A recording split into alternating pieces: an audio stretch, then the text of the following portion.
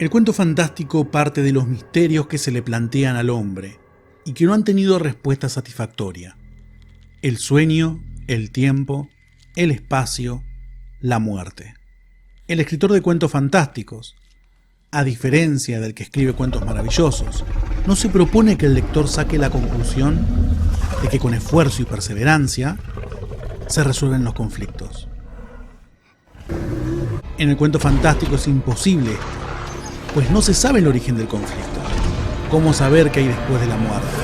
¿Cómo explicar que un objeto inanimado puede tener vida propia?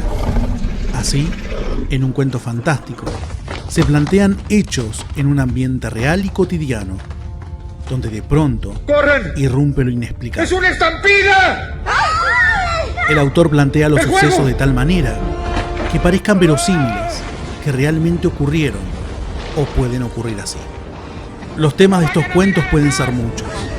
El hombre que se transforma en animal y el animal que se transforma en humano. El viaje a través del tiempo. La detención del tiempo. La ruptura de las leyes físicas. La interrelación entre el sueño y la realidad. El sueño dentro de otro sueño. El objeto que apareció en un sueño y luego se hace presente en la realidad.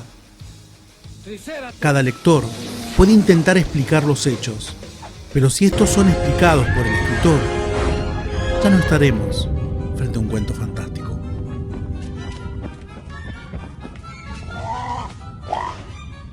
¡Ah!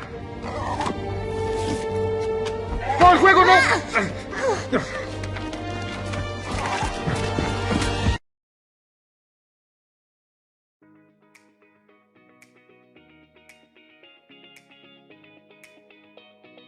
En la literatura oral de casi todos los pueblos hay relatos de fantasmas, aparecidos y metamorfosis.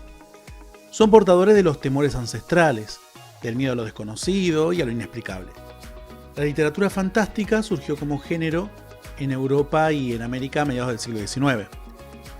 Algunos escritores reconocidos han sido Edgar Allan Poe, Hoffman, Stevenson.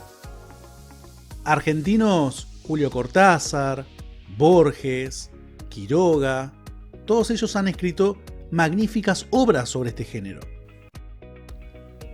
Hay temas que son muy habituales en este tipo de literatura. Podemos encontrar temas relacionados con el límite entre la vida y la muerte, la comunicación entre los vivos y los muertos, historias de fantasmas, los viajes en el tiempo, la oscilación entre el sueño y la realidad, la figura de los dobles. Cada género literario va creando su propio verosímil. Es una especie de universo que posee leyes autónomas. En algunos casos, el verosímil literario se asemeja al mundo real. En otros, rompe con esa similitud y crea sus propias convenciones.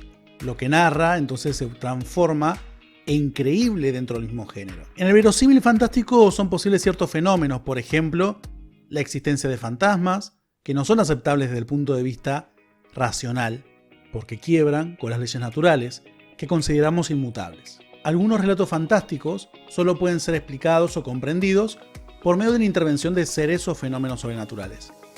Pero la mayoría de ellos admite una explicación realista y una fantástica. O más bien generan una tensión entre la realidad y la fantasía.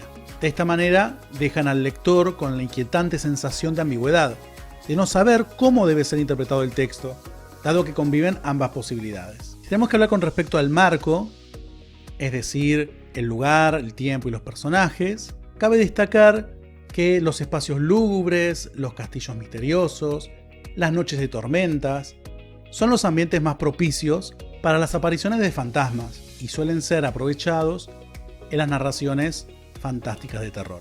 El tipo de narrador de este tipo de historias utiliza un punto de vista subjetivo. Generalmente la primera persona, no omnisciente, va unida a la precisión en los datos del lugar y del tiempo. Esto favorece la creación de una atmósfera onírica que va a estar fluctuando constantemente entre la realidad y la fantasía. Por otra parte, los cuentos fantásticos se inician como un cuento realista, en un tiempo y en un lugar, y con personajes aparentemente reales. Es la irrupción de lo fantástico lo que produce el quiebre y termina generando la sorpresa en el lector. Los elementos sobrenaturales figuran en diferentes tipos de relatos, pero esto no es un indicio de que estemos frente a un cuento del género fantástico. Justamente hay diferentes tipos de relatos. En los relatos maravillosos, por ejemplo, los elementos sobrenaturales forman parte del mundo al que pertenecen, por lo tanto no son cuestionados. No es lo que ocurre en los cuentos fantásticos. La fantasía irrumpe con la realidad y se cuestiona ese elemento sobrenatural. Y además, en ningún momento se brinda una explicación de los hechos, del por qué ocurrieron esas situaciones espectaculares. En el caso de los cuentos extraños, lo sobrenatural también choca con el relato y nuevamente son cuestionados. Pero lo que ocurre en este tipo de textos es que la duda se termina esclareciendo por medio de una explicación lógica. Un ejemplo es El almohadón de plumas de Horacio Quiroga. En este cuento, si lo recordamos, lo inexplicable vendría a ser la enfermedad que tiene una mujer. Ese es el elemento sobrenatural. No se sabe qué es lo que tiene.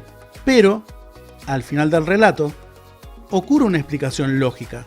El causante de la enfermedad termina siendo un insecto. Mi nombre es Emanuel González y esta fue una videoclase para Recreo en Acción.